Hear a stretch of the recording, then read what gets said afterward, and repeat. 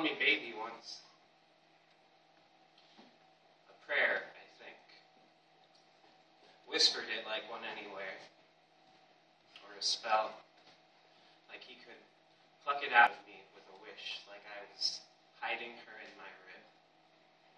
He had already built a crib. A hollow altar filled itself with her absence, empty, leaking out through the bars. And every day, a little more. Heavy, empty. Kind of weight you can only break against. How we tried for so long to pull ourselves apart and back together again, each part of us fusing together, hoping to leave something of ourselves, like molten glass cooling by the fire.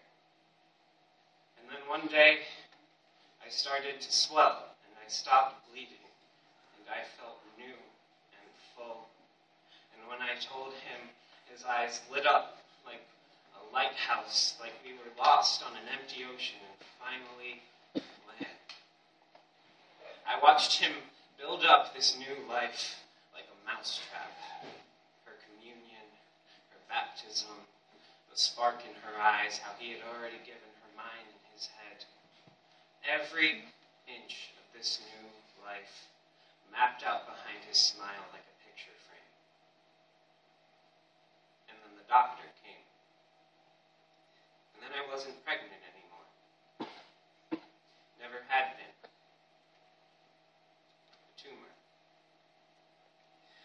I felt so stupid. We were so happy. So there I was, filled to the bursting, but nothing there. A dull, blind monster shifting around my bones, took away my hollow and left me with nothing but dark. A year later, scraped clean of it all, like a hook through a cavity, baby. Our anniversary. Our eyes met for the first time in months. I saw him peering through my pupils like peepholes, trying to figure out where I'd misplaced her. He was still waiting on that spark to come on. And me, nothing more than a porcelain shell filled with tears, thrashing around like the ocean he was lost on, begging. I left the oven open when we went to sleep, and that was it. He was still awake when the smell came. We looked at each other one last time.